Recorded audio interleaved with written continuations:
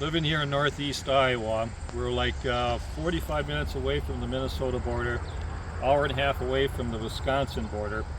And when we have our growing season here, it's extremely short, so we have to time it properly for putting in our vegetable gardens, or putting in our annual flowers, and then we got to start watching, as the summer goes on into early fall, then we got to start watching our first frost date.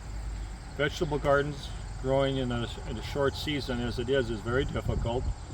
We get all excited in the spring. We decide we want to go ahead and get going as soon as possible. Wait for that last frost date, get everything into the ground, and then as the summer goes on, we get kind of, the humidity sets in, the temperatures start getting high, and then we just kind of go, oh, there's always tomorrow, there's always tomorrow. And then before you know it, the weeds have taken over, and what we wanted to accomplish in our vegetable garden has been taken over by the weeds. So what I would like to kind of pass an idea on to everybody is maybe not vegetable gardens are for everybody, because they do take a lot of work. Flower beds are the same way. You got to get out there, and just bear sometimes those unbearable temperatures. But maybe possibly looking at planting a tree or two in your property, or if you got some extra acreage, to plant some trees. Now what we've done here, I started myself a nut garden. I've had past videos on the procedure of the nut garden, and also videos on how to plant your trees, which would maybe be very helpful to you if you decide you want to go away with something like that. So what I'm going to do here is we're going to walk up to an area here that I've gone ahead and we started some filberts. Now the filberts we planted were in early spring after the frost has subsided, and these were all bare root trees. Now just look how well the tree has done. Maintenance wise on it, get it into the ground is probably your most work, and then you're just staying on top of it and making sure it's watered properly and taken care of. Filberts will probably get about 8 feet high, maybe 10 at the most, and if you want to keep them shorter, you just keep them pruned, and they'll stay a nice height for you and width for you. So I've gone ahead and I've planted a nice row of filberts all the way down through here. We got, I believe, about a half a dozen of them, and bear in mind that these were all bare roots. So look how well they've done. Now the only maintenance that I have done is to keep the area weed free. Now as you can see, this section right in here is pretty much weed free. If you want to go ahead and not deal with the weeds, you can put a weed barrier down in the rows, and that'll take care of the weeds around the plants also. So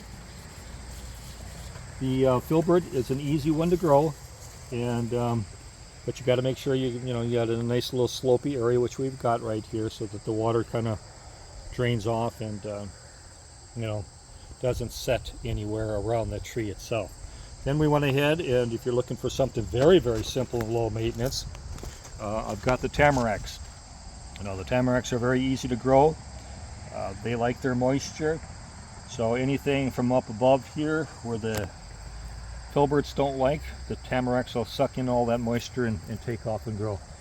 Very low maintenance. Any evergreen that you put in is pretty much maintenance free. But these here have done well. These were bare root also. They will grow about 1 foot to 2 feet, and very, very fast mover when it comes to for growing height. Oh my goodness, look at here. Look at what we found. Look at this fella. Well, we just were moving around the evergreen tree. My goodness, boy, he is just, look at him go. All right, we'll get you back on here. Keep going. There we go. Wow, what a little treat that was. Okay, and then if you want to start making a difference, put yourself a chestnut tree in.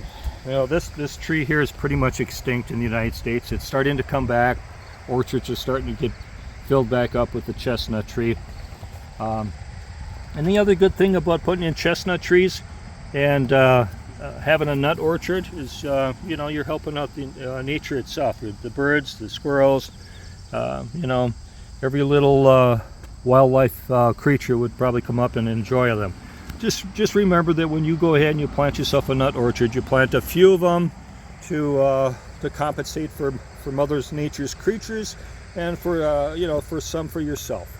Now, when you plant your trees, you know, got to do your homework. Make sure that you've got the right soils, you've got the right environment for it, and how many trees is important too, because sometimes you need 2 trees for pollination purposes. I believe it's all the same way for probably a fruit tree. Not all fruit trees. You can plant 1 fruit tree and still get a good pollination from the bees. So make sure you do your due diligence when it comes to stuff like that. So we all can make a difference, even if it's just not getting into the vegetable garden or the flower garden and getting the pollinators in. We can make a difference by just planting a very simple tree, and they're so fun to sit and just watch and develop. Come out, you know, make sure they're doing well, stake them up a little bit, get them nice and straight, make sure they're weeded very nicely around it, and then off it goes. So it's an easy fix for somebody who just wants to do something for themselves, feel good about doing it, and you know, make a nice addition to Mother Nature.